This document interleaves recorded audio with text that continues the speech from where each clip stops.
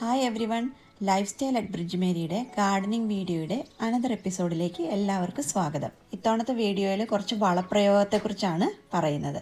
ഞാൻ എന്തൊക്കെ വളങ്ങളാണ് എൻ്റെ ഗാർഡനിൽ പച്ചക്കറികൾക്കും പൂച്ചെടികൾക്കും ഒക്കെ ഉപയോഗിക്കുന്നതെന്നാണ് പറയുന്നത്. എൻ്റെ കഴിഞ്ഞ വീഡിയോയിൽ ഞാൻ ഈ റോസ് ഫുഡിനെ കുറിച്ച് ഒന്ന് പറഞ്ഞിട്ടുള്ളതാണ്. അപ്പോൾ അതിൻ്റെ റിസൾട്ട്സ് ഞാൻ എൻ്റെ കഴിഞ്ഞ വീഡിയോയിൽ എൻ്റെ റോസപ്പൂക്കൾ കാണുമ്പോൾ തന്നെ മനസ്സിലാകും. നല്ല ആരോഗ്യമുള്ള, നല്ല കളർഫുള്ളായിട്ടുള്ള അടിപൊളി റോസ് ഫ്ലവേഴ്സാണ് എനിക്ക് ഇത്തവണ കിട്ടിയത്. കഴിഞ്ഞ കൊല്ലത്തെ കഴിഞ്ഞും വളരെ നല്ല റിസൾട്ടാണ് ഇത്തവണ കിട്ടിയത്. നിറച്ച് നന്നായിട്ട് നല്ല കളർഫുള്ളായിട്ട് പൂവുണ്ടായിട്ടുണ്ട്. അങ്ങനെ ഞാൻ വളയിട്ട് പോണ വഴിക്കാണ് ഞാൻ കഴിഞ്ഞ പ്രാവശ്യം നട്ട് എൻ്റെ മുളക് ചെടി ഒച്ച് ഫുള്ള് കടിച്ച് കാറി തിന്ന് അതിൻ്റെ തലയടക്കം തട്ടിക്കൊണ്ട് പോയിട്ടുണ്ടായിരുന്നു. പിന്നെ ഞാൻ വളപ്രയോഗമൊക്കെ അവിടെ നിർത്തി അപ്പം തന്നെ ആ ഒച്ചിന് വേണ്ട പരിഹാരക്രിയ ചെയ്യാനായിട്ട് ഒരുങ്ങി. അപ്പോൾ ആദ്യം ഞാൻ ഇട്ട് കൊടുക്കുന്നത് സ്ലഗ്-ഓൺ എന്ന് പറയുന്ന ഈ ഷീപ്പ് വൂളിൻ്റെ പെല്ലറ്റ്സ് ആണ്. അപ്പോൾ അതെന്താ സംഭവിക്കുന്നതെന്ന് വെച്ചാൽ വെള്ളം ഒഴിച്ച് കഴിയുമ്പോൾ അത് ഫുള്ളിങ്ങനെ ഒരു വെബ് പോലെ, നെറ്റ് പോലെ ആയിട്ട് സ്ലഗ്സ് പിന്നെ അത് കയറത്തില്ലെന്നാണ് പറയുന്നത്. പക്ഷേ എനിക്ക് എന്നിട്ടും തൃപ്തിയാകാഞ്ഞിട്ട് അതിനേലും കുറച്ചും കൂടെ നല്ല എഫക്റ്റീവായിട്ടുള്ള സ്ലഗ് പെല്ലറ്റ്സ് ഇട്ട് കൊടുക്കും. ഇതിട്ട് കൊടുക്കുമ്പോൾ എന്താ സംഭവിക്കുന്നതെന്ന് വെച്ച് കഴിഞ്ഞാൽ ഒച്ചൊക്കെ വന്ന് ഇതങ്ങ് തിന്നു കഴിഞ്ഞിട്ട് പിന്നെ അതങ്ങ് ചത്തുപോകും. അതാണ് സംഭവിക്കുന്നത്. ഞാനാണെങ്കിൽ നോറ്റ് വളരെ പ്രതീക്ഷയോടുകൂടി പല സ്വപ്നങ്ങളും കണ്ട് നട്ടുവെച്ച എൻ്റെ മുളക് ചെടികളെ ഒരു ദയയും ദാക്ഷിണ്യവും ഇല്ലാതെ ഇങ്ങനെ തട്ടിക്കളയുന്ന ഒച്ചിനെ കൊല്ലാനും എനിക്ക് മടിയില്ല. ഇതിപ്പോൾ കണ്ടില്ലേ, ഇത് രണ്ടാമത്തെ ചെടിയാണ് ഒച്ച് ഇതുപോലെ നശിപ്പിച്ച് കളയുന്നത്.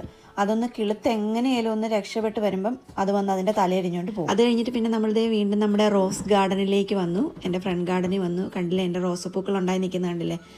എനിക്ക് I am very proud of it. കാരണം ഞാൻ നന്നായിട്ട് നോക്കിയിട്ടാണല്ലോ അങ്ങനെ എനിക്കൊരു റിസൾട്ട് കിട്ടി. അപ്പം I am very proud of myself. രാവിലെ എണീക്കുമ്പോഴേ ഇതുങ്ങളെ ഇങ്ങനെ വിരിഞ്ഞ് നിൽക്കുന്ന കാണുന്നതിന് എന്ത് സന്തോഷം എന്നറിയാമോ. അത് കഴിഞ്ഞ് ഞാൻ പിന്നെ നമ്മുടെ വാഴയൊക്കെ നിൽക്കുന്ന കോർണറിലോട്ട് പോയി. അവിടെ വളയിട്ട് കൊടുക്കാൻ ചെന്നപ്പം കുറുക്കൻ നല്ല രീതിയിൽ പണിത് അവിടുത്തെ തക്കാളിയെല്ലാം മാന്തി ഡാലിയ കിളുത്ത് വരുന്നുണ്ടായിരുന്നു. അതേ ചവിട്ടി അതിൻ്റെ തണ്ടെല്ലാം വലിച്ചൊടിച്ച് കളഞ്ഞ് ഒരു രക്ഷയില്ല കേട്ടോ. ഞാൻ ഒരു ഫോക്സ് റിപ്പല്ലൻറ്റും കൂടെ വാങ്ങിയാലോ എന്നിങ്ങനെ ആലോചിച്ചുകൊണ്ടിരിക്കുകയാണ്. ഞാനൊരു കൂട്ടം കാണിക്കാം ഇനിയെ. ഈ ബോക്സിലിരിക്കുന്ന മല്ലിയില്ലേ, ഇത് എൻ്റെ കഴിഞ്ഞ കൊല്ലത്തെ നമ്മുടെ പറമ്പിൽ നിന്നുള്ള മല്ലിയുടെ ഹാർവസ്റ്റാണ്. അതായത് വീട്ടിലുണ്ടായ മല്ലിച്ചെടിയിൽ നിന്ന് ഞാനും എൻ്റെ പിള്ളേരും പിന്നെ എൻ്റെ ചേച്ചിയൊക്കെ ഹെൽപ്പ് ചെയ്തിട്ടുണ്ട്. എല്ലാവരും കൂടെ പറിച്ചെടുത്ത മല്ലിയാണ് ആ ബോക്സിനകത്തിരിക്കുന്നത്. അപ്പോൾ ഇത്തവണയും എൻ്റെ പരിപാടി ഇതുപോലെ തന്നെ മല്ലി കിട്ടണമെന്നാണ് ഞാൻ പ്രതീക്ഷിക്കുന്നത്. അപ്പോൾ അതിൻ്റെ പൂവൊക്കെ കൊഴിഞ്ഞിട്ട് മല്ലിയുടെ നെക്സ്റ്റ് സ്റ്റേജാണ് കാണിച്ചത്. പച്ച കളറിൽ കണ്ടോ, ഏകദേശം മല്ലിയുടെ ഷേപ്പായിട്ടുണ്ട്. ഇനി അത് പതുക്കെ മൂത്ത് ഉണങ്ങി ബ്രൗൺ കളറായി ചെടി ഫുൾ ഉണങ്ങി മല്ലി മാത്രമാകും. അത് ഞാനിനി അടുത്ത വീഡിയോയിൽ അതാകുമോ എന്നറിയത്തില്ല. അടുത്ത വീഡിയോയിലാകുവാണെങ്കിൽ ആ സ്റ്റേജ് ഞാൻ അടുത്ത വീഡിയോയിൽ കാണിച്ചു തരാവേ. നമ്മുടെ ഇവിടുത്തെ കാലാവസ്ഥ പിന്നെ അത്ര റിലയബിൾ അല്ല. കാര്യം സമ്മറാന്ന് പറഞ്ഞാലും ഒരാഴ്ച ചൂടാണെങ്കിൽ അടുത്ത ആഴ്ച ടെമ്പറേച്ചർ നല്ല രീതിയിൽ തന്നെ ഡൗൺ ആയി നല്ല തണുപ്പും മഴയും കാറ്റും അങ്ങനെയൊക്കെ വരാൻ ചാൻസ് ഉണ്ട്. അപ്പോൾ ഈ നന്നായിട്ട് വളർന്നു വരുന്ന ചെടികളുടെ ഗ്രോത്ത് ഒന്ന് ഡള്ളാകും. പിന്നെ ഇനി ഞാൻ അടുത്ത് ഇട്ട് കൊടുക്കാൻ പോകുന്നത് ഫിഷ് ബ്ലഡ് ബോൺ എന്ന് പറയുന്ന പൗഡർ രൂപത്തിലുള്ള, അതായത് നമ്മുടെ നാട്ടിലെ എല്ലുപൊടി, അതിൻ്റെ കൂട്ടത്തിൽ ഫിഷിൻ്റെ ബ്ലഡും കൂടെ ആഡ് ചെയ്ത ഒരു വളമാണ്.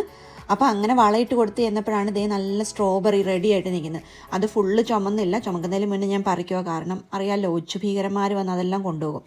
അപ്പോൾ ഞാൻ അങ്ങനെ എല്ലാ ചെടികളുടെ ചോട്ടിലും ആ ഒരു പാക്കറ്റ് ഇട്ട് കൊടുക്കുക. ഈ ഒരു പാക്കറ്റ് വാങ്ങിച്ചു കഴിഞ്ഞാൽ നമ്മുടെ പറമ്പിൽ എല്ലാ ചെടികൾക്കും ഒരു പ്രാവശ്യം ഇട്ട് കൊടുക്കാനേ ഉള്ളൂ കേട്ടോ. പിന്നെ അതേ നോക്കിയേ, പിയണിയിലെ പൂക്കളെല്ലാം കഴിഞ്ഞിട്ടുണ്ട്. ഈ പൂക്കൾ കഴിഞ്ഞിട്ടുള്ള ഈ പിയണിയുടെ ഈ സ്റ്റേജ് കാണുമ്പോണ്ടല്ലോ എനിക്കൊരുമാതിരി ഏലിയനെ കാണുന്ന പോലെ തോന്നും. എനിക്കത് കാണുന്ന ഇഷ്ടമല്ല. പ്രത്യേകിച്ച് ഒരു ഏലിയൻ മൂവി ഉണ്ടല്ലോ, എന്താ പ്രോമിത്യൂസോ, അതെ പ്രോമിത്യൂസ് തന്നെ. അതിലെ അസൽ ഏലിയൻ വാ പൊളന്നിരിക്കുന്ന പോലെ തന്നെ തോന്നും എനിക്ക് ആ പിയണിയുടെ ആ ഒരു പൂ കഴിഞ്ഞിട്ടുള്ള ആ ഒരു സ്റ്റേജ് കാണുമ്പോഴത്തേക്കും. എനിക്കറിയത്തില്ല, എനിക്ക് മാത്രമേ അങ്ങനെ തോന്നത്തുള്ളൂ എന്ന്. എനിവേ അത് ഫുള്ളിനി ഡെഡ് ഹെഡ് ചെയ്ത് ഞാൻ കളയും. കാരണം അതങ്ങനെ നിർത്തിയിട്ടും വലിയ കാര്യമൊന്നുമില്ല ഇനി, കാരണം കാണാൻ വലിയ ഭംഗിയില്ലല്ലോ. പിന്നെ ഇനിയിപ്പോൾ എന്താ, എല്ലാ ഹൈഡ്രാഞ്ചിക്കും എല്ലാ ചെടിക്കും ഞാൻ വളമിട്ട് കൊടുക്കുവാണ് നന്നായിട്ട്. ഈ ഫിഷ് ബ്ലഡ് ബോൺ എന്ന് പറയുന്നത് നല്ലൊരു വളം കൂടിയാണ്. അങ്ങനെ ഞാൻ കറങ്ങിയടിച്ച് വന്നപ്പോഴാണ് ഇതേ ഹൈഡ്രാഞ്ചിയുടെ പൂവായില്ല, അതിന് മുന്നേ ഒരാൾ ദേ ഇരുന്ന് നന്നായിട്ട് ആ പൂവ് അങ്ങ് എൻജോയ് ചെയ്യുന്ന കണ്ടോ. ഹൈഡ്രാഞ്ചിയ പിന്നെ ആ പച്ച പൂവായിരിക്കുന്ന സ്റ്റേജിലും കാണാനായിട്ടൊരു പ്രത്യേക ഭംഗിയല്ലേ. എനിക്ക് ഭയങ്കര ഇഷ്ടമാണ് അതങ്ങനെ കാണുന്നത്. ഒരു മഴയൊക്കെ കഴിഞ്ഞാൽ ഹൈഡ്രാഞ്ചിയ അങ്ങനെ നിൽക്കുന്ന കാണാൻ എന്ത് ഭംഗിയാണെന്നറിയാവോ. പിന്നെ ഫിഷ് ബ്ലഡ് ബോണിനെ കുറിച്ചല്ലേ പറഞ്ഞുകൊണ്ടിരുന്നത്. അതൊരു നല്ല ജൈവ വളമാണ്. പ്രത്യേകിച്ച് വെജിറ്റബിൾസിനാണ് അതൊന്നും കൂടെ നല്ലത്. കാരണം നല്ല ഹെൽത്തി ആയിട്ട് ചെടി വളരുകയും ചെയ്യും. പിന്നെ അതിനകത്ത് ഓൾറെഡി നൈട്രജനും ഫോസ്ഫറസും പിന്നെ ബാക്കിയുള്ള ന്യൂട്രിയൻസും ഒക്കെ ഉണ്ട്.